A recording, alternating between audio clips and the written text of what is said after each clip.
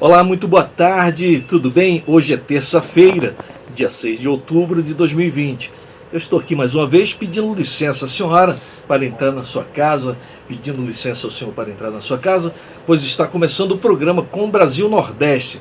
Muito obrigado pelo carinho da sua audiência. Se você puder, envie o WhatsApp para a gente, dizendo de qual parte do país que você está assistindo a nossa programação. Quero começar mandando um abraço para o Nóbrega, que está em Recife, e fez contato com a gente, tá bom? Olha, no giro de hoje, Natânia Mello atualizando alguma coisa da parte do Nordeste. Vamos chamar a Natânia? Depois teremos uma entrevista, a continuação da entrevista com o Dr. Ângelo Carbone, ele que é criminalista, defende a minoria e vai falar sobre o direito da criança. Vamos girar? Natânia Mello, Giro de Notícias Brasil Nordeste, é com você. Foi divulgada na noite deste sábado 3 uma avaliação do governo da Paraíba da situação da pandemia do coronavírus no estado, que aponta riscos sanitários no retorno das aulas presenciais. De acordo com o documento, a Paraíba tem mais de 994 mil crianças e adolescentes, e a Secretaria de Saúde do Estado demonstrou preocupação com o retorno das aulas.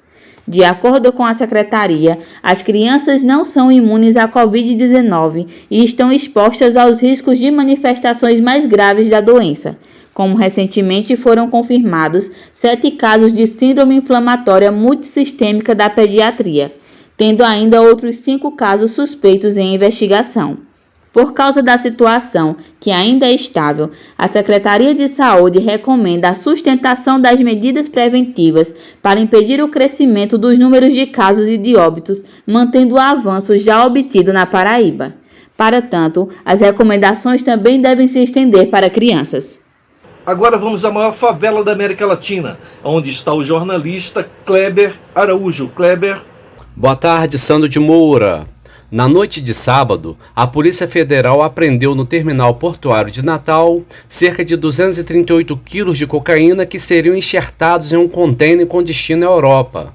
Na ação, que aconteceu em conjunto com a Receita Federal, 4 pessoas foram presas em flagrante, sendo 3 indivíduos do Paraná e um de Rondônia. A apreensão dessa carga resulta de uma investigação que teve início há mais de um mês, quando a Polícia Federal passou a monitorar uma movimentação suspeita em um galpão de Emaús, município de Parnamirim, região metropolitana de Natal. Junto com a droga, foram apreendidos o caminhão, lacres de contêineres não utilizados e 3 carros, sendo 2 de luxo. Invocando ao direito constitucional de falar somente em juízo, os presos se recusaram a responder ao interrogatório ao serem conduzidos para a autuação na Superintendência da Polícia Federal em Lagoa Nova. Entre os dias 15 e 29 de setembro, a Polícia Federal coordenou a Operação Moçambê, que destruiu 137 plantios de maconha no sertão de Pernambuco. A ação, em conjunto com as polícias militar e civil de Pernambuco e com o Corpo de Bombeiros Militar de Pernambuco e da Paraíba, promoveu a erradicação de 367 mil pés de maconha e apreendeu 156 quilos da droga pronta para consumo. Os plantios foram localizados pela Polícia Federal, que realizou levantamentos nas ilhas do Rio São Francisco, nas regiões de Orocó, Cabrobó, Carnalbeira da Penha, Floresta e Belém do São Francisco, no sertão Pernambuco. Em nota, a Polícia Federal informou que a Operação Moçambê evitou que aproximadamente 122 toneladas da droga fossem produzidas para o mercado consumidor. Kleber Araújo para o programa Com o Brasil Nordeste. Na maior capital do país, São Paulo, Eduardo Negrão, pode girar. Boa tarde, amigos do Brasil Nordeste da Com Brasil. Eleições 2020, Belém do Pará. Pesquisa realizada pelo Ibope, encomendado pela TV Liberal da cidade de Belém, capital do Pará, com a intenção de votos para a Prefeitura de Belém nas eleições de 2020, aponta o candidato Edmilson Rodrigues, do PSOL, na liderança, sendo citado por 39% dos entrevistados. Considerando a margem de erro, que é de 4 pontos percentuais, ele tem entre 43% e 35%. Em segundo lugar está Priante, do MDB, citado por apenas 2% do eleitorado. Sempre lembrando que o estado é governado pelo MDB. Sendo assim, vamos à pontuação de todos eles. Edmilson Rodrigues, do PSOL, olha, Belém querendo radicalizar, com 39%, está quase vencendo o primeiro turno. Em segundo, o candidato do governador Jader Barbalho, Priante, do MDB, com 10%. Terceiro, lá atrás, o delegado federal Iguchi, do Patriota, apenas 5%. Logo atrás, Gustavo Seffer, do PSD, do Kassab, com 5% também. Cássio Andrade, do Partido Socialista Brasileiro, apenas 4%, assim como Mário Couto, candidato do partido do vice-prefeito Hamilton Mourão, PRTB. E aí vem despencando, né? Até o último, Jair Lopes, do PCO, Partido da Causa Operária. É brincadeira, tá em primeiro PSOL e último Partido da Causa Operária. Belém querendo radicalizar. Já está à esquerda, vai para a extrema esquerda. Eu sou Eduardo Negrão, direto de São Paulo. No próximo bloco, vamos continuar com a entrevista com o Dr. Ângelo Carbone. Ele vai falar se pedofilia é crime ou se é doença. O que você acha, na sua opinião? O Dr. Ângelo, ele tem uma opinião muito forte a esse respeito. Antes, vamos a um breve intervalo comercial e o programa com o Brasil Nordeste de hoje volta já já.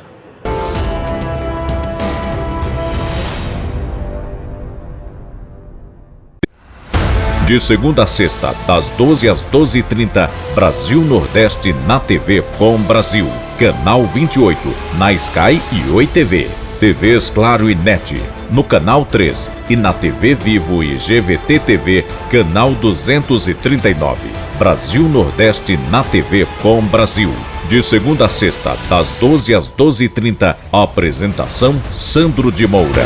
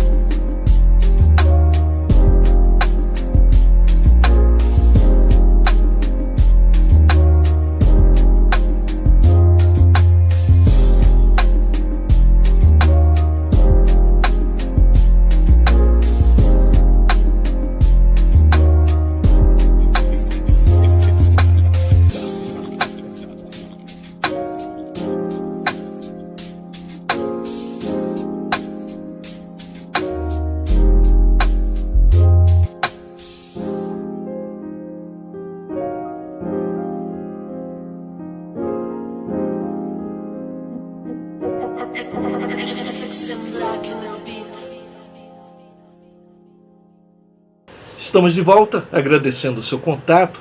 Se você puder, manda o link para algum amigo. Nós estamos também nas redes sociais, Brasil Nordeste Oficial no YouTube e @Brasil Nordeste Oficial no Instagram, tá bom? Queremos encontrar você por lá também. Vamos então à segunda parte da entrevista, onde o Dr. Ângelo Carbone fala sobre esse crime hediondo, na minha opinião, crime hediondo, que é o crime de pedofilia, e o Dr. Ângelo vai falar a respeito desse assunto. Coloca na tela. Agora, doutor Ângelo, como que o senhor vê essa questão da nossa justiça, que esse tipo de pegadinha chegar no tribunal e o juiz quase que condenar uma pessoa? O que está faltando para melhorar o nosso judiciário? Olha, de verdade, eu acho que está faltando de verdade eles terem um pouco de urbanidade com as pessoas e analisar mais os inquéritos, os processos. A impressão que dá com essas duas meninas, quando eu falei para você lá, que elas arrumaram, elas trocam informações com o escrevente como se uma delas fosse namoradinha deles. Então a gente nota que, às vezes, uma amizade, a influência, um relacionamento pode pegar e destruir uma vida. Esse rapaz aí, se ele fosse condenado, esse do supermercado, ele perderia o emprego. E se ele não tivesse um advogado bom, ele estava frito. Agora, o problema é que nem sempre eles têm dinheiro para pagar um advogado particular. Aí vai depender de um advogado do Estado que não está nem aí com a situação, que não vai analisar o problema. Você vê que ele foi absolvido, mas por falta de prova, porque não foi provado que há 6 meses antes daquele entrevelo aconteceu a situação. Agora, o Kaique é pior, né? O Kaique, eles tinham 5 ou 6 nomes, eles deviam ir buscar os bandidos. A polícia com metralhadora devia pegar aquele que pegou 5 anos. Não devia pegar o coitado que mora numa viela e que trabalha numa empresa há 4 anos. Outra coisa, nunca se busca coercitivamente uma pessoa e mostra a casa dele. A primeira coisa que tem que fazer é instaurar um inquérito, é chamar a pessoa na delegacia, ela poder se explicar, ela poder mostrar que ela não tem nada com isso. O que eu acredito de verdade é que o Kaique ele foi processado pela pressão da Globo, por esse promotor que foi lá, que não tinha nada de ir lá fazer isso aí, por esses policiais de metralhadora que foram lá. Como é que depois eles vão inverter a situação e falar que ele é inocente? Ele não. É mais fácil condenar um inocente e um coitado do que fazer isso. Outra coisa, eles não têm condição econômica para fazer uma defesa. Estou fazendo isso daqui por amor à arte, por amor a tudo.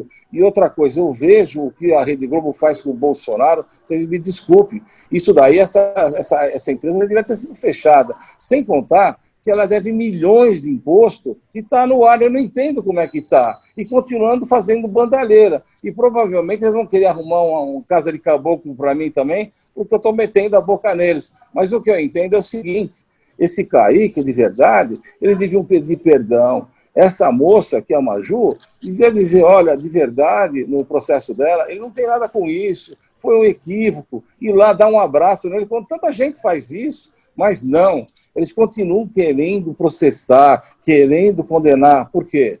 Já que a Rede Globo é Deus, quem é uma funcionária para dizer, e se retratar e dizer que esse menino não tem nada com isso? É gozado, né? Eduardo Negrão, você tem aí uma tarefa, fazer contato com a colega Maju, saber o que ela tem a dizer a respeito disso. Tá certo, Negrão? Negrão, a gente está com o nosso tempo aqui já, né, chegando para o final. Se bem que com o doutor Ângelo, pela relevância do que ele, né, dos assuntos que ele trata, provavelmente a gente já vai colocar aqui 2 programas, e tantos quantos outros ele quiser. Mas eu quero... Olha, quando eu contar para vocês do Bruno, vocês vão cair duro. Eu não vou contar nada hoje. Mas vocês vão ficar com uma pulga atrás da orelha. Opa! Negrão, você. Então, deixa eu... doutor, o senhor citou alguma coisa sobre o cantor Netinho da Bahia, também outra personagem bem conhecida aí de todo o Brasil. O nosso programa, a nossa audiência majoritariamente é nordestina. Então, gostaria que o senhor falasse dessa grande estrela baiana aí, como é que está a ação dele aí?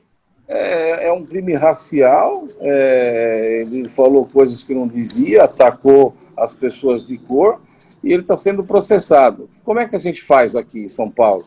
A gente pega as informações que eles prestam, ou que eles divulgam, se transcreve esse fato e manda para o Ministério Público da Bahia. O Ministério Público da Bahia se encarrega de dar continuidade. Quem é que faz o processo? Não sou eu. Eu defendo os LGBTs+.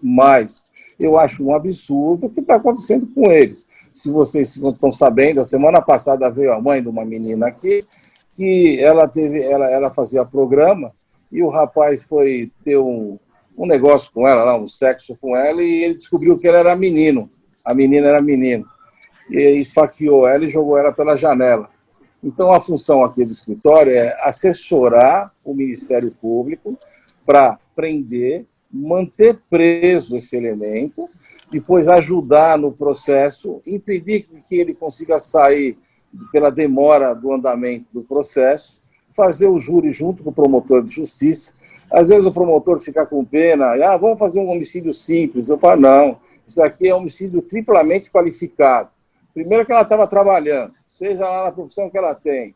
Segundo, porque ela não deu condição de defesa, ele esfaqueou a moça. Terceiro, porque ele jogou ela pela janela também. E depois o caso também era problema sexual, era um sexo. Isso não tem cabimento matar uma pessoa por isso. Então eu entendo que ele tem que pegar 30 anos de cadeia. Aí eu vou até fazer uma condenação. Se o juiz daqui der 22 anos, eu vou recorrer para 30. Aí eu vou na execução penal dele e vou ficar tomando conta para não deixar ele sair.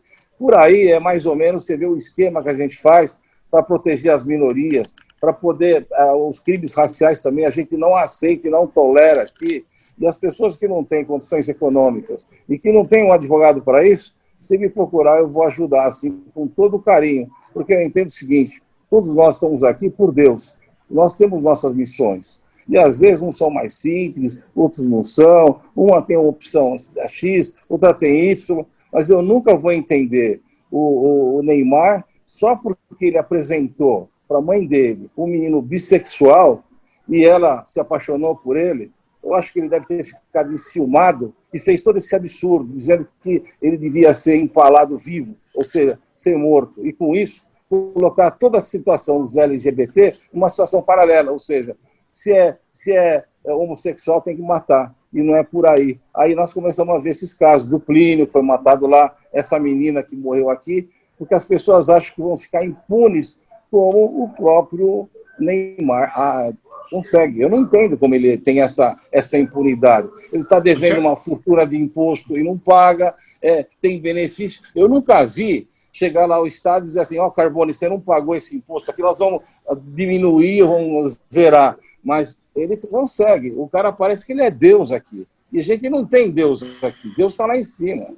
Você está assistindo a entrevista com o advogado criminalista Dr. Ângelo Carbone, ele que é do estado de São Paulo, e já defendeu alguns clientes polêmicos, como, por exemplo, o Bruno do Flamengo. Mas hoje ele está tratando da agressão à criança, a mulheres, a LGBT, e vai falar também sobre o importante assunto que o Eduardo Negrão trouxe aqui. Ele vai falar sobre a disputa jurídica da herança do apresentador Gugu Liberato. Vamos então continuar com a entrevista com o advogado criminalista Dr. Ângelo Carbone. Pode girar. Doutor, nessa questão do Neymar, o senhor chegou a abrir um processo contra ele em nome de associações LGBT ou só foi feito um questionamento? Não, eu abri um processo, é um pedido de apuração com abertura de inquérito policial. Isso é distribuído aqui no Ministério Público, o Ministério Público analisa o processo e manda para frente, manda para uma delegacia especializada para fazer esse tipo de procedimento. Acontece que a promotora entendeu que não houve um crime direto, que só quem pode entrar com esse processo é o namorado da mãe do Neymar. Ele tem 20 anos, ela tem 52, só ele poderia exigir esse tipo de situação. Nessa situação, ele entendeu que não era passível de abrir um inquérito pelos LGBTs. Ela se engana. É evidente que quando a gente fala que tem que matar todos os LGBT porque eles tem uma outra opção, ou tem de empalar vivo, é evidente que isso é maluquice. Então, ela tem de responder. O que eu vou fazer agora, eu vou para a Corte Internacional em Londres e na França também, e vou fazer um processo lá. Já que aqui no Brasil ele está endeusado, lá eles vão entender que esse crime que ele praticou contra todos os LGBTs. E a gente não pode permitir que saiam por aí matando gente, porque um estrelo, uma pessoa um formador de opinião, tem uma posição que não é a dele.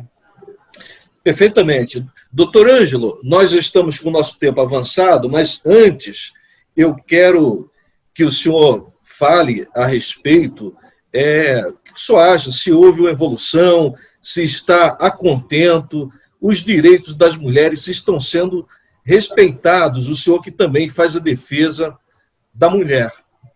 Olha, o grande problema a gente defende a mulher, sim, mas você tem que entender o seguinte, a vítima é ela.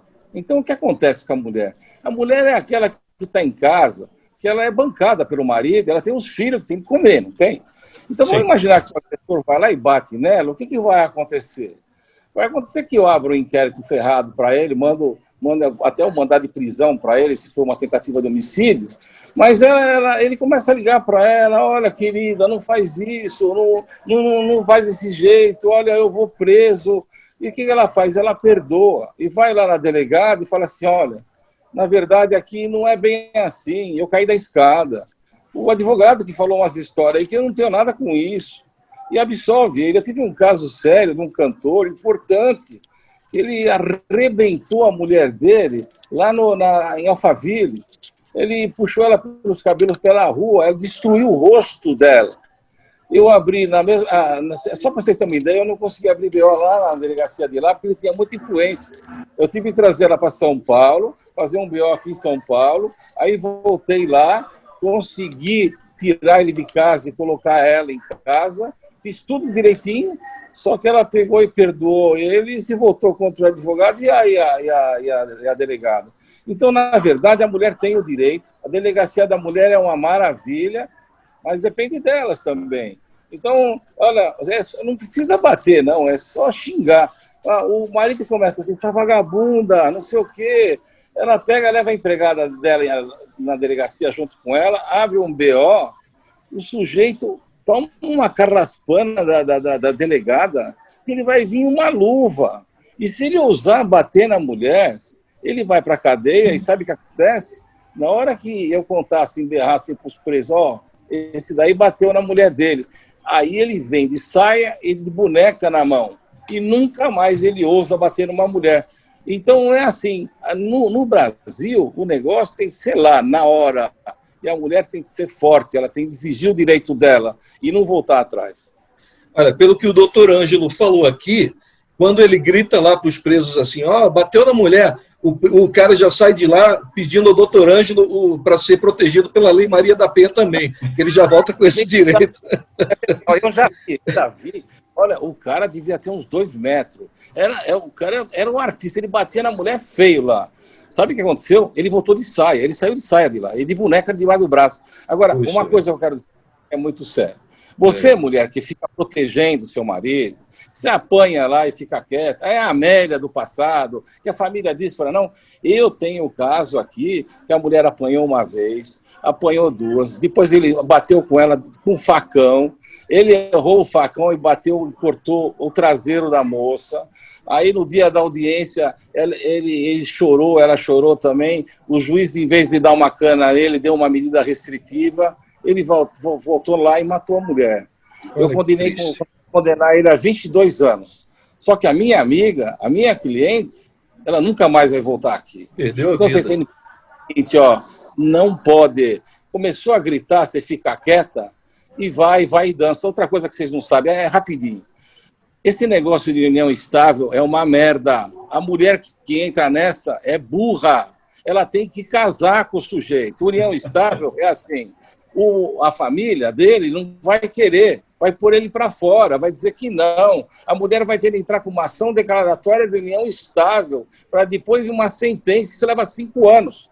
Aí a família já vendeu tudo que ele tinha. E outra coisa, os LGBT, aquele que fica em casa, tomando conta da casa, passando a roupa do namorado dele ou do marido dele, beijando ele de noite, comprando liquidificador, arrumando a casa, no dia que, se você não tiver um documento escrito em cartório, no dia que ele morrer, você vai para a rua junto com o cachorro e sem sapato, como aparece aqui no escritório. E às vezes você tem verdadeiras fortunas e se não reclama, vai ficar sem nada.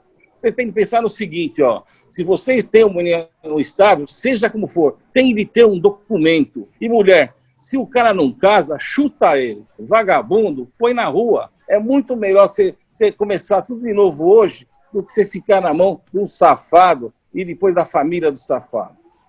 Olha, nós estamos chegando ao final da nossa entrevista com o doutor Ângelo Carbone, um criminalista brilhante, como vocês estão vendo aí, não tem papas na língua, ele fala mesmo.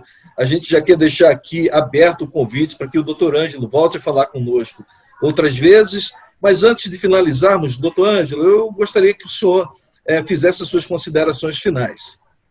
Eu quero agradecer o programa. A Claudiana, que é uma tremenda assessora de imprensa, pediu para mim reservar esse horário para vocês. E eu gostaria de estar sempre com vocês, porque pelo menos vocês têm o mesmo pensamento que eu. A gente tem de utilizar dessa força que a gente tem, desse potencial que a gente tem, para defender as minorias. E as minorias são todos aqueles que precisam da gente. Muito obrigado e estarei sempre à disposição.